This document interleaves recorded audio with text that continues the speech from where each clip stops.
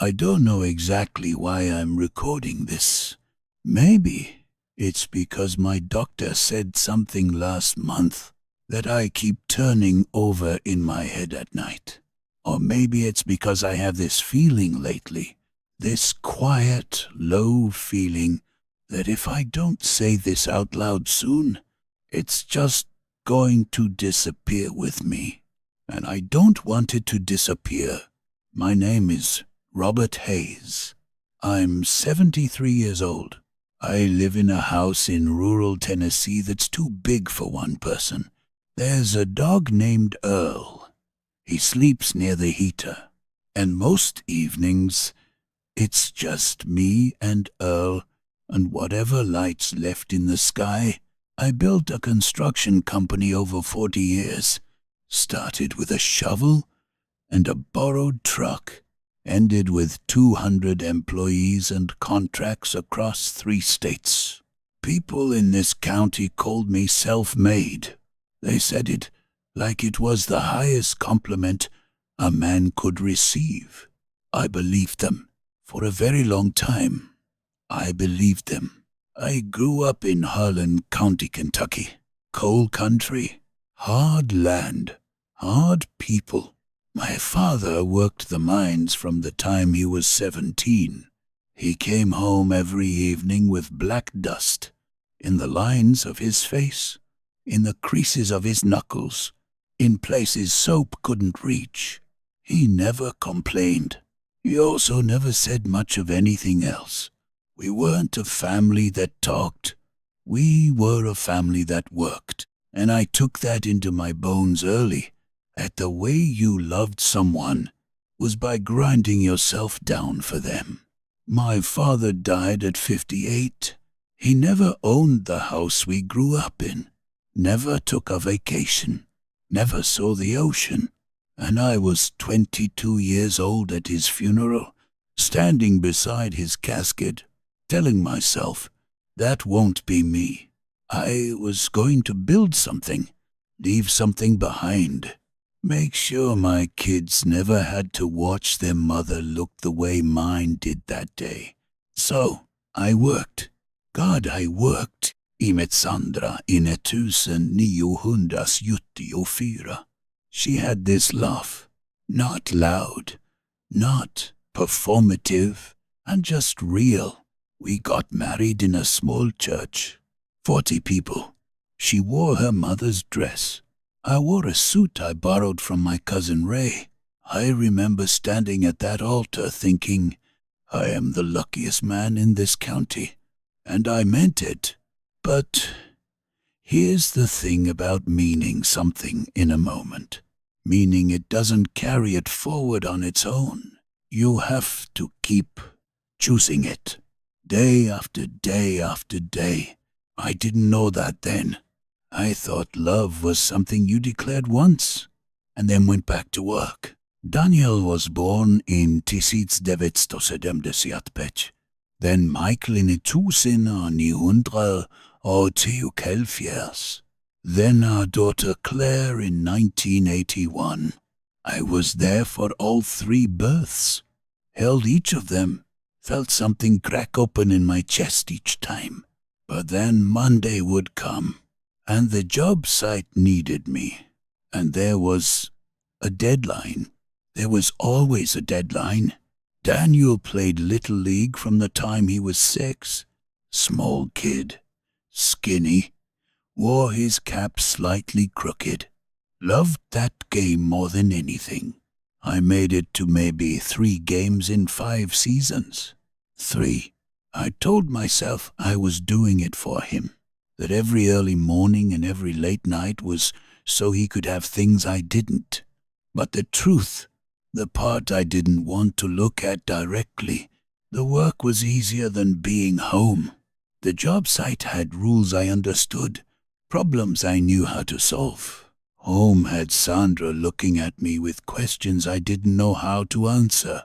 Home had Daniel wanting something from me I didn't know how to give. So I chose the thing I was good at, and I called it sacrifice. Sandra filed for divorce in 1987. The papers came to my office.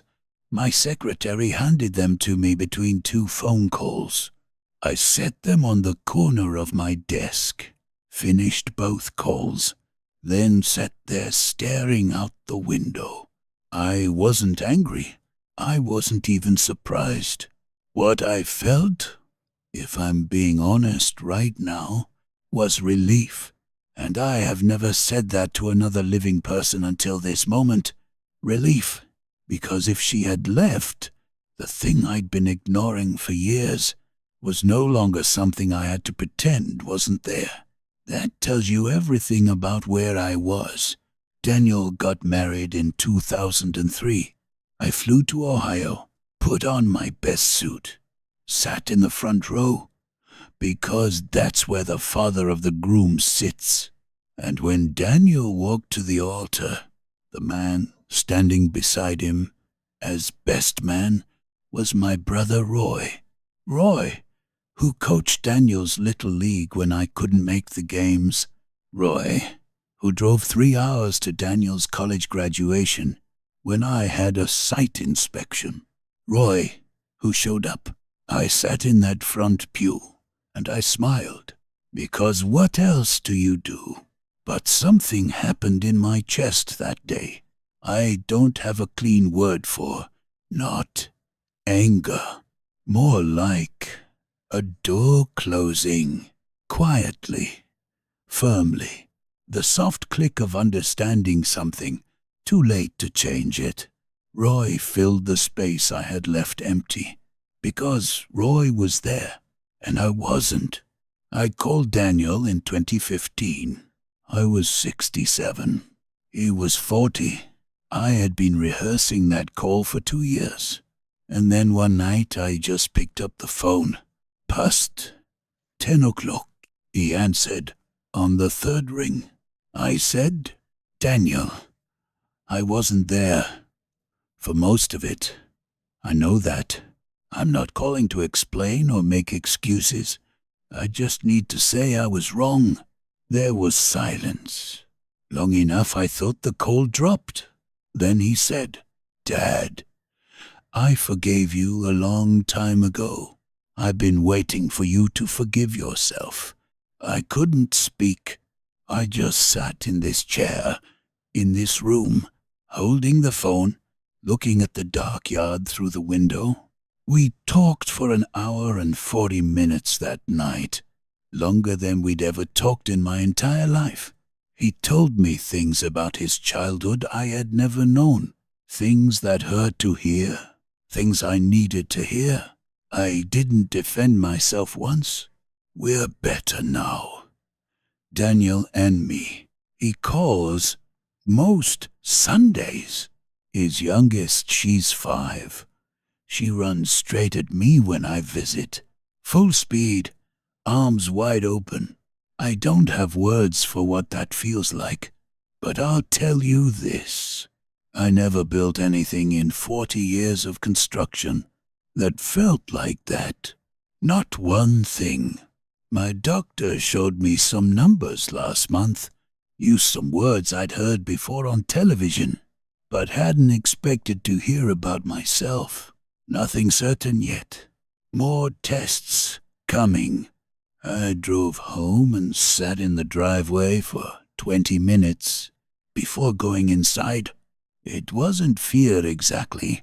It was more like that feeling near the end of a long drive, when you can see your exit coming, and you suddenly become aware of everything you didn't notice while you were just driving. The sky, the fields, how long you've been moving. I think about what I would say to the 25-year-old version of me, the one in the borrowed suit, standing at that altar, feeling like the luckiest man in the county. I wouldn't tell him to work less. He wouldn't hear it. I'd just say, the people standing next to you right now, the ones who showed up today, who are smiling at you from those pews, they are not the reward you're working toward. They are the whole thing. Don't make them wait for you to figure that out. Earl is snoring near the heater, The light outside is gone mostly gray. I think I'll sit here a little while longer.